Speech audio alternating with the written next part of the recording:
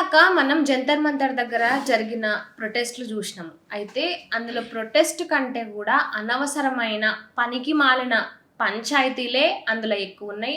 ఒకడేమో దేశాన్ని తిడతాడు, ఇంకొకడేమో భరతమాతను అంటాడు. ఎన్నంటే ఇక చూడలేనన్ని అంత చెత్తనంతా మనం చూసినాము. ఇన్ఫ్లుయెన్సర్ల పేరిట దేశ ప్రధానిని ఎంత గలీజ్గా మాట్లాడి, ఎంత గలీజ్గా ఆ ఫోటోలు మార్ఫింగ్ అవన్నీ ఎంత గలీజ్ చేసిండ్రో, అక్కడ స్టూడెంట్ ప్రొటెస్ట్ కంటే కూడా ఈ ఎక్స్ట్రా కరికులర్ యాక్టివిటీస్ ఇవే ఎక్కువైనాయి. కానీ నిజంగా స్టూడెంట్స్, నిరుద్యోగులు ఒక ప్రొటెస్ట్ చేస్తే ఎట్లుంటుంది అనేది జార్ఖండ్లో జరుగుతున్న ఇప్పుడు ఈ ప్రొటెస్ట్ని చూస్తే అనిపిస్తుంది. ఇప్పుడు ఈ జార్ఖండ్లో జరుగుతున్న ప్రొటెస్ట్ గురించి పెద్దగా ఎవ్వరికి తెలియదు. ఎందుకంటే దీన్ని పొలిటికల్ ఎజెండాని, పొలిటికల్ రంగులు దానికి రుద్ది దాన్ని బయటికి ఎవరు తీసుకొస్తలేరు. కాబట్టి ఈ జంతర్ మంతర్లో జరిగిన దానికోసం ఏదైతే ఉందో, ఈ అభిజిత్ దీప్కే కానీ సీజేపీ పేరుతో వాళ్ళు ఫేమస్ కావడానికి, వాళ్ళకు ఫండింగ్ రావడం, ఇవన్నీ ఇందుకు నిజంగా మేము స్టూడెంట్స్ కోసమే ప్రొటెస్టులు చేస్తున్నామని ముందరకు వచ్చారు. కానీ మరి ఇప్పుడు జార్ఖండ్లో జరుగుతున్న దానిపై కూడా వీళ్ళు వాయిస్ రేజ్ చేయాలి కదా, దీని మీద కూడా మాట్లాడాలి కదా. అసలు జార్ఖండ్లో ఏం ప్రొటెస్ట్ జరుగుతుంది ఏందనేది దాని గురించి మాట్లాడుకుందాం. జార్ఖండ్లో రీసెంట్గా జేపీఎస్సి ప్రిలిమినరీ ఎగ్జామ్ కండక్ట్ చేసిండ్రు. అదేవిధంగా జేఎస్ఎస్సి ఎగ్జామ్స్ ఈ రెండు కూడా అక్కడ కండక్ట్ చేసిండ్రు. అయితే దీళ్ళ మీదనే పేపర్ లీకులు జరిగినాయని, ఆన్సర్ కీస్ ఏవైతేనో ఇవి ముందే బయటకు వచ్చినాయని, ఇక అంతేకాకుండా ఓఎంఆర్ షీట్లు రోడ్ల మీద పడి ఆ వీడియోలు కూడా చాలా వరకు వైరల్ అయినాయి. అయితే దీని మీద ఎన్నో అక్కడ ఉన్న జార్ఖండ్లోని చాలామంది విద్యార్థులు ఎవరైతే ఉంటారో వాళ్ళు ఈ జాబ్స్ కోసం ఎదురు చూస్తున్న వాళ్ళు, ఈ ప్రిలిమినరీ జేపీఎస్సి వీటి కోసం ప్రిపేర్ అయి ఉన్న వాళ్ళంతా కూడా రిజల్ట్ వచ్చిన తర్వాత ఇది పేపర్ లీకేజ్ అయ్యింది, అసలు అర్హత లేని వాళ్ళకి ఎక్కువ మార్కులు వచ్చినాయి, అర్హత ఉన్న వాళ్ళకు అసలు రాలేదు, ఇందులో మొత్తం ఏదో మతలబు ఉంది, ఇది కరెక్ట్గా జరుగుతలేదు, ఇందులో మొత్తం అంతా ఇల్లీగల్గా నడుస్తుందని ఆ విద్యార్థులంతా కూడా సాక్షాత్తు అక్కడి సీఎంని, జేఎంఎం కాంగ్రెస్ ప్రభుత్వం అక్కడ అధికారంలో ఉంది, ఆ సీఎంని కలిసి మాట్లాడి మా ప్రాబ్లం ఇది, దీనికి సంబంధించిన పూర్తి ఎవిడెన్స్ కూడా మాతో ఉన్నాయి, స్ట్రిక్ట్ యాక్షన్స్ తీసుకోండి, దీని మీద తొందరగా స్పందించండి, ఎగ్జామ్ రీకండక్ట్ చేయండి, మా భవిష్యత్తులు ఈ ఎగ్జామ్తోనే ముడిపడి ఉన్నాయి, మా జీవితాలను ఆగం పట్టించకండి వాళ్ళు సీఎంని వేడుకొని శాంతియుతంగా చెప్పిండ్రు. కానీ అక్కడ ఎంత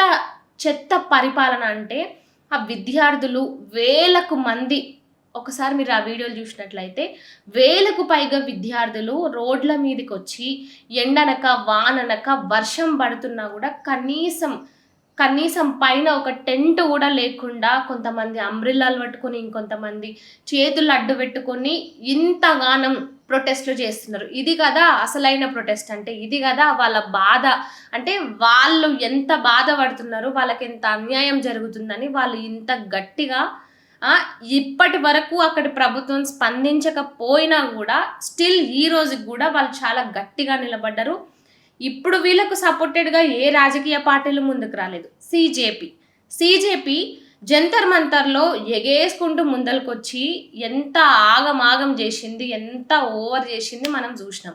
సరే, అందులో కొంతమంది మంచోళ్ళు ఉండొచ్చు, బట్ మంచోళ్ళ గురించి కాదు ఇక్కడ మాట్లాడుతుంది. దాన్ని అవకాశంగా తీసుకొని చెలరేగిపోయిన వాళ్ళు ఎవరైతే ఉన్నారో వాళ్ళ గురించి మాత్రమే మాట్లాడుతుంది. మరి ఇప్పుడు ఈ జార్ఖండ్లో వేలకు మంది విద్యార్థులు ఎంత దారుణంగా అంటే ఎంతగానం తనలాడుతున్నారు. ఇలాంటి నిరసనలు చేస్తుంటే, నిరాహార దీక్షలు చేస్తుంటే ఇప్పుడు సీజేపీకి ఎందుకో ఇవి కనిపిస్తలేవు. అభిజిత్ దీప్కే ఇప్పుడు ఎందుకో జార్ఖండ్కి పోతలేడు. ఎందుకు? అక్కడ ఫండింగ్స్ రావనా, అక్కడ అధికారంలో ఉంది మీకు ఫేవరెట్ ఉన్న పార్టీలనా, లేదంటే అక్కడ బీజేపీ అధికారంలో లేదు కాబట్టనా? అంటే మీరు ఎక్కడైతే పొలిటికల్ ఎజెండాని ముందరికి తీసుకుపోవాలనో అక్కడ మాత్రమే పోయి అక్కడ మాత్రమే ప్రొటెస్ట్లు చేస్తారు.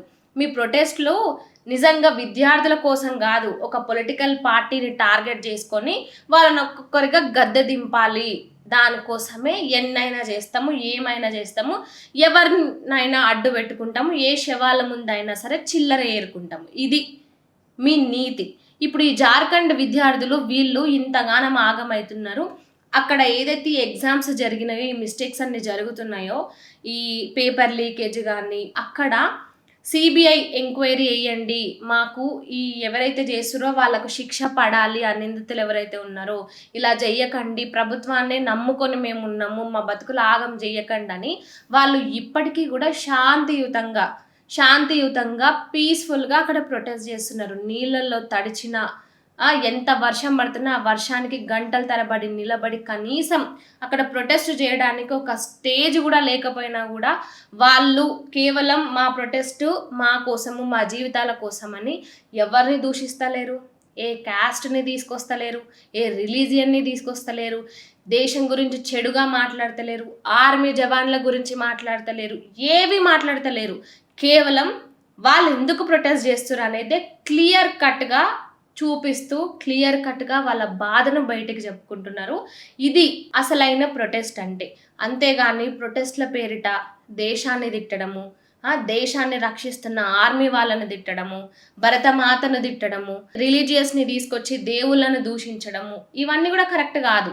ఇక ఇన్స్టాగ్రామ్లో అయితే ఈ ఇన్ఫ్లుయెన్సర్లు ఇష్టం వచ్చినట్టు ఇష్టారాజ్యంగా మాట్లాడారు. మరి ఇప్పుడు ఎందుకు వాడికి సపోర్ట్ చేయడానికి ఒక్క ఇన్స్టాగ్రామ్ ఇన్ఫ్లుయెన్సర్ కూడా పోతలేడు.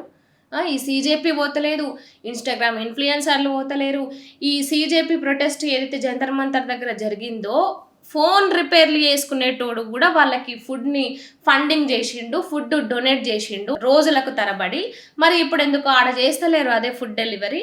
ఆడ వాళ్ళకి ఎందుకు ఇంత కూడా సహాయం చేస్తలేరు? కనీసం టెంట్ కూడా చక్కగా లేక తిప్పలు పడుతున్నారు కదా, గారకంగానైనా సహాయం అక్కడ చేయొచ్చు కదా. అంటే ఇక్కడ క్లియర్గా అర్థమవుతుంది, నిజమైన విద్యార్థులు చేసే ప్రొటెస్ట్లకి వీళ్ళు అండగా నిలబడరు, అక్కడ వాళ్ళ పక్కన వచ్చి ఉండనే ఉండరు. కేవలం రాజకీయ రంగుల కోసం, వాళ్ళ స్వార్థం కోసం, వాళ్ళ స్వలాభాల కోసము ఇలాంటి కొన్ని ప్రొటెస్ట్లను, ఇలాంటి కొంతమంది చనిపోయిన వాళ్ళని అడ్డేసుకొని వాళ్ళ శవాల ముందు చిల్లర ఏరుకునే కథలు పడుతుంటారు. సో ఇప్పటికైనా అర్థం చేసుకోండి, నిజమైన స్టూడెంట్స్కి సపోర్ట్గా ఈ సీజేపీ ఉంటుందా? ఈ ఫండింగ్ చేసిన వాళ్ళు ఉంటుర్రా? ఈ సోకాల్డ్ లెఫ్టిస్ట్లు ఎవరైతే ఉన్నారో వాళ్ళు ఎవరైనా ఉంటున్నారా? ఎవరు ఉంటలేరు. వాళ్ళకి ఎంతసేపటికి రాజకీయంగా ఫేమస్ కావడానికి, స్వలాభాల కోసమే తప్ప నిజంగా విద్యార్థుల కోసం ఆరాట పడే వాళ్ళు, అయ్యో అని బాధపడేటోళ్ళు ఎవ్వరూ లేరు. అన్నీ మీదికి ముసలి కన్నీళ్ళు, నాటకాలు, ఏదైతే సినిమాలలో ఆడే నాటకాలు ఉంటాయో అవే నాటకాలు ఇన్స్టాగ్రామ్లో ఆడతారు, అవే నాటకాలు స్టేజ్ ఎక్క ఆడతారు, అన్నీ చేస్తారు.